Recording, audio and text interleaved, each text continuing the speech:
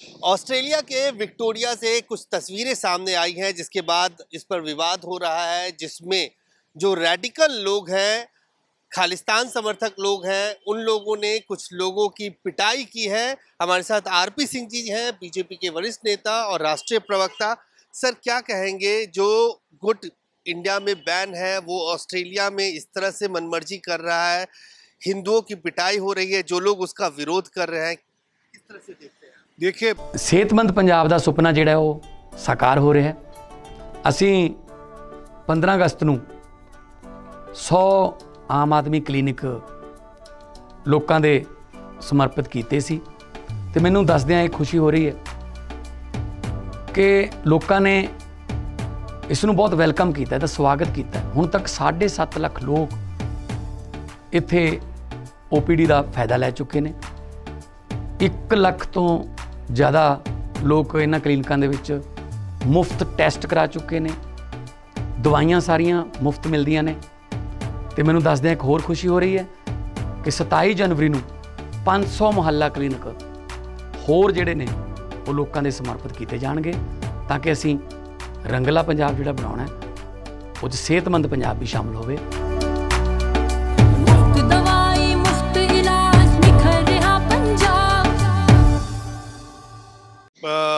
ये वो गुट है जिसको पाकिस्तान स्पॉन्सर कर रहा है, ISI स्पॉन्सर है, ये प्रेरित है। और पाकिस्तान की एक लेट पॉलिसी है K2 खालिस्तान और कश्मीर की।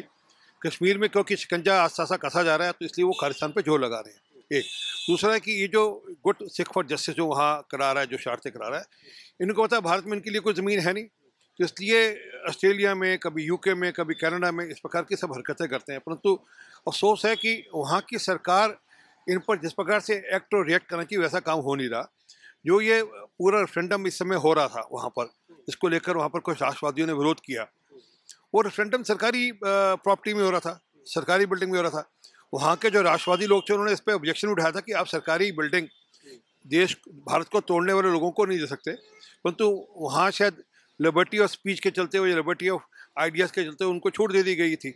परंतु मैं निवेदन करना चाहूँगा वहाँ की सरकार को भी कि ये अगर आप सांप जैसा पोले अपने आप पालेंगे, कल ये वापस से आपको काटेंगे, सुनिश्चित है।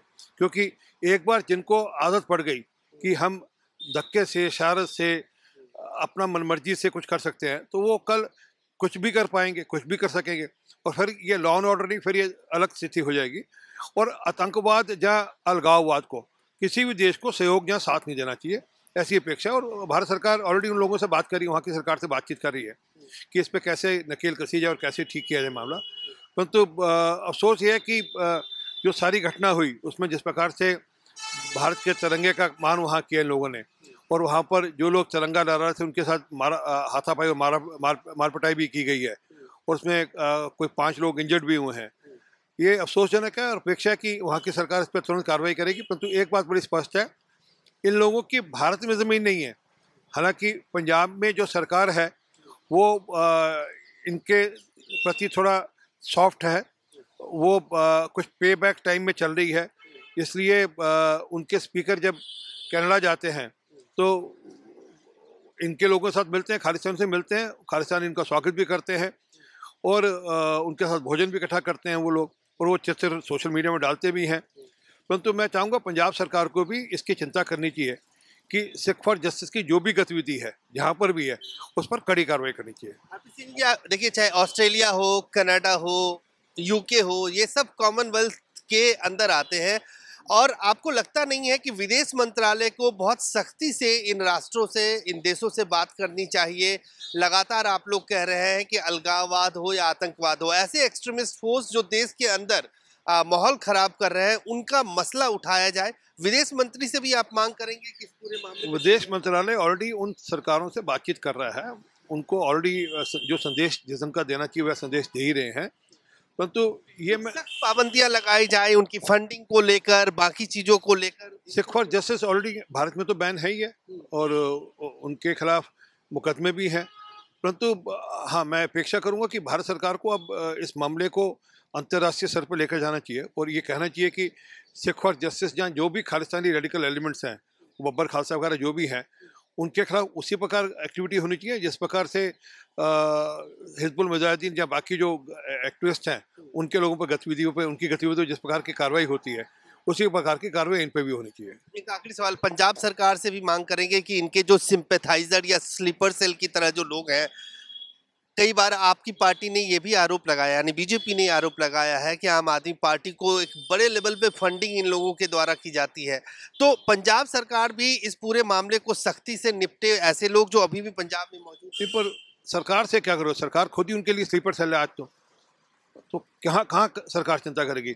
और सरकार का असेंबली का स्पीकर कनाडा में जाकर खुलेआम खालिस्तानियों के साथ गलवकड़ियाँ डालेगा, उनसे उनके साथ भोजन करेगा, उनसे स्वागत कराएगा, तो उनसे क्या अपेक्षा करते हैं। वो गंभीर आरोप है, स्लीपर सेल कह रहे हैं हम। आप मैं इसलिए कह रहा हूँ, मैं तो आपको एग्जाम्पल दे रहा हूँ, मैं तो उस शब्द का एक्सपेंड कर एग्जाम्पल दे रहा हूँ।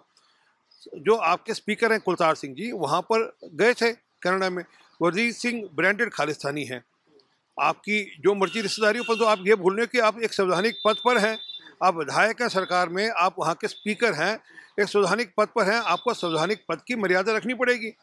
अगर आप उनका समर्थन कर रहे हैं तो इस मतलब कि आप कहीं ना कहीं आपके मन में उनके प्रति एक सॉफ्ट कॉर्नर है और इसलिए तो एक्शन नहीं हो पा रहा।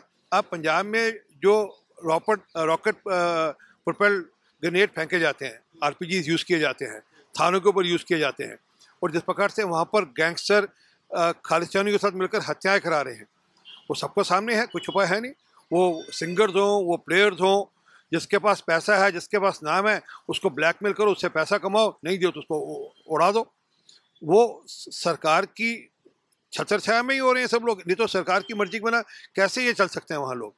और जब आप भूल के, जब पटियाला के अंदर जब मामला हुआ था, उस समय जो पुलिस थी वो किन लोगों के साथ खड़ी थी, या जिस प्रकार से वहाँ पे, मैं उनके पक्ष में नहीं जो वहाँ पर समाज में वैमनस्य फैलाना चाहते हैं, परंतु जिस प्रकार से वहाँ पर हत्याएं हो रही हैं, बेशक वो लोग वैमनस्य फैला रहे हैं, परंतु किसी को बंदूक अपने हाथ में लेने का अधिकार नहीं है। तो ये प्रश्न है जिस पे पंजाब सरकार को उत्तर देने की जरूरत है।